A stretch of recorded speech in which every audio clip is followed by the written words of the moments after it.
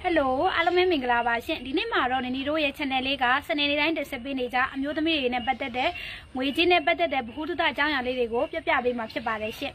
Dinavia may comes in Jana Liga or Pesan, Domaho, Amiamu, Domho, Jimanjet, go down a banana. I go down a banana, we shall go to a low at the Yeti, Nancy. Down to Piabi Mapshabare, Namedit, Salopo, Majabane, your chain Soevane Bono. ကိုကဒီတခုအကြောင်းအရာငါဒါလုပ်ချင်တယ်ဆိုလို့ရှိရင်စလုပ်လိုက်ပါမကြောက်ပါနဲ့ဘလောက်ပဲပြင်ဆင်တာအမားတွေကြုံမှာပါဒါကြောင့်မလို့စလုပ်ဖို့မကြောက်ပါနဲ့တခုခုအမားဖြစ်သွားတယ်ဆိုရင်တော့မှပဲအခုလက်ရှိအသက်အရွယ်မှာခံနိုင်ရရှိသေးတယ်ပေါ့နော်ငါငယ်သေးတယ်ငါဒီအသက်အရွယ်မှာဒီလိုမျိုးအမားတွေခံနိုင်ရရှိတယ်ငါဒီဟာတခုခုဖြစ်သွားရင်တော့မှပဲ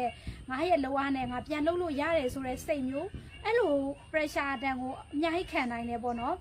ပြီးတော့အသက်ကြီးမှဘလောက်ပဲပြင်ဆင်ထားပြီးတော့လှုပ်အမှားမကင်းပါဘူးအဲ့ဒီချိန်ညမှာ pressure တန်ခံရလို့ရှိရင်ပို့ပြီးတော့စိတ်ပင်ပန်းနဲ့ခံနိုင်တဲ့အရေးချင်းနဲ့နဲပါတယ်ဒါကြောင့်မလို့ခုချစ်ချင်းပဲဆက်လုပ်ပါနောက်နံပါတ်2ချက်လေးကတော့ဇွဲရှိဖို့ပေါ့နော်ဟိုဒီဇိုင်းမှတ်လုပ်ဖို့နဲ့ဇွဲရှိဖို့ဘာဖြစ်လို့ဒီအကြောင်းအရာလေးကိုပြောလဲဆိုတော့အောင်မြင်တာကြရှုံးတာမှာဒီချစ်နဲ့ပဲဆုံးဖြတ်သွားတာလူတွေကလူတိုင်းညတော့စလုပ်ကြတာပဲကောက်ရုံးမီလိုပဲဝုန်းဆိုတောက်ပြီးတော့ဝုန်းဆိုပျောက်သွားတာတွေရှိတယ်ပြီးလို့ရှိရင်လူတွေကပေါ့နော်အမြဲတမ်းကိုလှုပ်ချင်တာကိုလှုပ်ကြတယ်လှုပ်ရင်ဘလောက်မှမခံအစင်မပြေဘူးဒီလုပ်ငန်းကငါနဲ့မကိုက်ဘူးဆိုပြီးတချို့ဆိုရင်1လနဲ့ပြောက်တယ်2လနဲ့ပြောက်တယ်3လနဲ့ပြောက်တယ်6လနဲ့ပြောက်တယ်ပေါ့နော်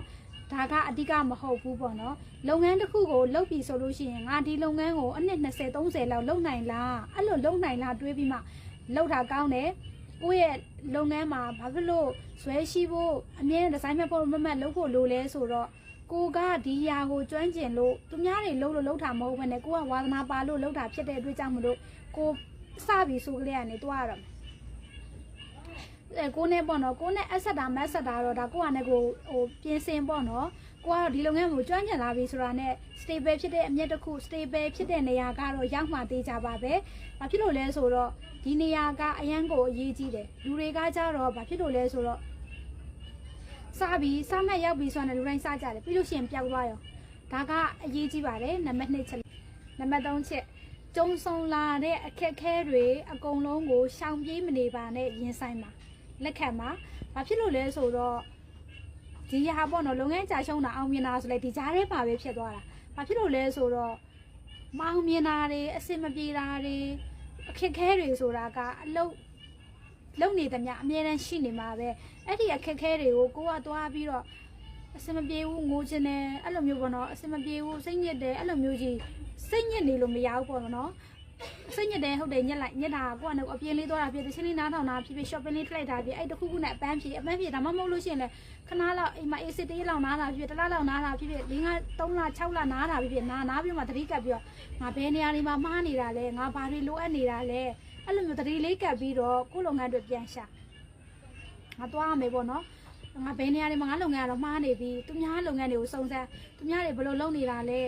သူများတိုင်း copy ကူးခိုင်းတာမဟုတ်ဘူးเนาะပြဿနာတွေကိုရှောင်မပြေးပဲနဲ့ရင်ဆိုင်မှုပြောနေတာဒီပြဿနာဆိုတော့ကိုယ်ပဲကြုံရတာမဟုတ်ဘူးလူတိုင်းကြုံရတာလုပ်ငန်းလုပ်တဲ့လူတိုင်းကြုံရတာဒါကြောင့်မလို့ဒီအခက်ခဲတွေ pressure တွေကိုကြောက်နေပြီးတော့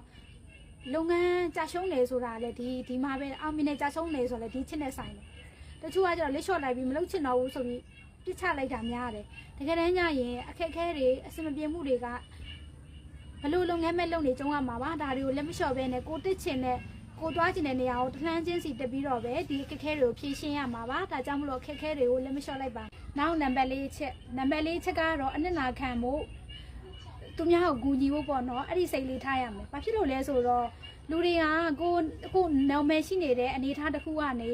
ဒီထက်ကောင်းမွန်တဲ့အနေအထားတစ်ခုကိုသွားချင်တယ်ဆိုလို့ရှိရင်ကို့မှာတေးကြပေါက်တခြားသူတွေအထောက်ပံ့ဖြစ်တယ်ဆိုတဲ့ဟာလိုတယ်နောက်တစ်ခုက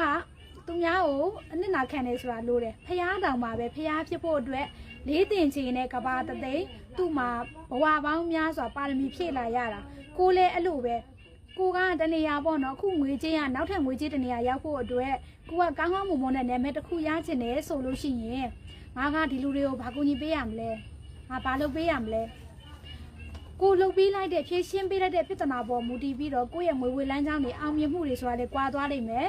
ကိုကဥပမာအခုရာဒီလို့ဆိုအရန်ပူတယ်အရန်ပူတော့အနည်းဆုံးတော့မင်းရက်တောင်ရက်ခက်ပြီးပတ်စံရှာလို့ရတယ်ရက်တောင်ရက်ခက်ပြီးပတ်စံရှာမယ်ဆိုကိုလှုပ်ပြီးတဲ့ဖြည့်ရှင်းတဲ့ပုံမူတည်ပြီးတော့ကိုလိုအားကနေလည်းပဲဝင်ငွေရမယ်ကိုကပန်ကာဝယ်ပန်ကာထုတ်လို့သူလုပ်မယ်ပန်ကာထုတ်လို့သူဆိုသူပန်ကာထုတ်လို့ထားတယ်သူပြီးတဲ့စားပြက်လေရောက်ဝင်ငွေရမယ်အဲကွန်ထုတ်လို့ရောင်းချမယ်ဆိုလို့ရှိရင်လည်းအဲကွန်ထုတ်လို့တဲ့ပမာဏလည်းသူဝင်ငွေရရှိမယ်ဒါကတော့မင်းညံမိသလားမင်းလုံနိုင်စွမ်းရှိသလားလုပ်ပြီးတော့ဝင်ငွေရှာမယ်ဒါကစေတနာနဲ့နာခံမှုပေါ့နော်ဒီအချက်ကလည်းအရေးကြီးပါတယ်နားအချက်ကလည်းအရေးကြီးပါတယ်ဒါကကြတော့ဒီအနေထားမှာဆိုလို့ရှိရင်မြန်မာပြည်အနေထားမှာဆိုလို့ရှိရင်ပို့ပြီးတော့အဖြစ်များမယ်တင်တယ်စိတ်ခံစားချက်ကိုအလုပ်လုပ်တာအဲ့ဒီခံစားချက်ပေါ်အလုပ်လုပ်တာနေနေတို့လည်းအများကြီးလုပ်တယ်အခုထိလည်းစိတ်ကိုတတိနဲ့ထိန်းပြီးတော့အဲ့ဒီဟာကိုပြင်ဆင်နေရတော့အလားကဘာလဲဆိုတော့ခန်းစားခြင်းနဲ့အလုံးမလုံးဖဲနဲ့လုံးရမှာမှုလို့လုံးကိုလုံးရမယ်ဆိုတဲ့စိတ်နဲ့အလုံးလုံးပါငါဒီနေ့ခန်းစားချက်မကောင်းဘူးဒီလုံးမလုံးတော့ဘူးဒီနေ့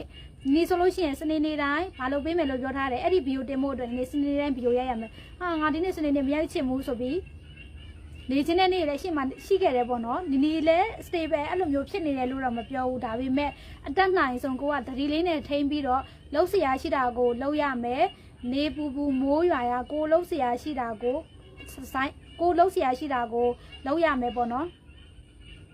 ဒီချက်ကဘာလို့တောင်ရေးကြီးလဲဆိုလို့ရှိရင်စိတ်ခံစားချက်ကိုမူတည်ပြီးအလုံးမလုံးပါနဲ့လှုပ်ရမှာမို့လို့ကိုပေးထားတဲ့ခရီးတိုင်းတီးဖို့အတွက်လှုပ်ရမှာမို့လို့လှုပ်ကိုလှုပ်ရမယ်ဆိုတဲ့စိတ်နဲ့လောက်ပါဒီချက်ကနောက်ဆုံးချက်လည်းအရေးကြီးပါတယ်ဒီပုံမှာပြောခဲ့တဲ့အချက်လေး၅ချက်ကလူကြီးမင်းတို့အတွက်အကျိုးတစုံတရာရှိမယ်လို့ယုံကြည်ပါတယ်ဒါမှမဟုတ်တွေးစရာတစ်ခုခုရမယ်လို့လည်းမျှော်လင့်ပါတယ်အခက်အခဲတွေဒီ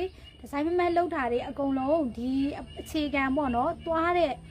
စီးပွားရေးရှာတာဖြစ်ဖြစ်ငွေကြေးပဲဖြစ်ဖြစ်အောင်မြင်မှုပဲဖြစ်ဖြစ်ပညာရေးပဲဖြစ်ဖြစ်ဒီချက်ကအရေးကြီးပါတယ်အလွယ်လန်းကိုမလိုက်ချင်ပါနဲ့အလွယ်လန်းကိုလိုက်ပြီးဆိုတာနဲ့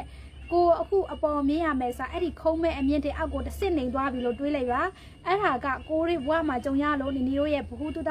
နေနဲ့နီနီကပြောပြတာနီနီကိုရိကြုံခဲ့ဘူးသားအရာမလို့ကြောတက်ချစ်တယ်ဆိုလို့ရှိရင်ကိုကလည်းကိုရင်းနှီးမြုပ်တယ်ပညာတွေတင်မလားဒီနယ်ပယ်နဲ့ပတ်သက်တဲ့သင်တန်းတွေတက်မလားအဲ့လိုအရာမျိုးမှာလားကိုတက်အောင်တွေးဒါလိုမျိုးရွှိအဲ့လိုမျိုးချစ်နေအောင်သာတွေးအဲ့လိုတွေးပြီးမှဒီနယ်ပယ်ကိုတွားအများကြီးလေးလာပေါ့နော်ကိုအများကြီးအာယုံဆိုင်ပြီးတော့လို့ဟိုလိုမျိုးကြီးကြော်မယ်ခွမယ်မြန်ချမ်းသာခြင်းနဲ့မြန်အောင်မြင်ခြင်းနဲ့လို့တော့မလုံးနဲ့မရဘူးဒါကြောင့်မလို့ဒီဗီဒီယိုလေးကလူကြီးမင်းတို့အတွက်အကျိုးတစုံတရားရှိမယ်လို့နင်းနေရတော့မျှော်လင့်ပါတယ်ဒီဗီဒီယိုလေးကလူကြီးမင်းတို့အတွက်အကျိုးတစုံတရားရှိရင်နေတို့ရဲ့ channel လေးကို like and subscribe လုပ်ခဲ့ပြီးတော့တောင်းဆိုချင်ပါတယ်အားလုံးကိုကျေးဇူးတင်ပါတယ်ရှင့်အောင်မြင်တဲ့အမျိုးသမီးတွေဖြစ်ကြပါစေ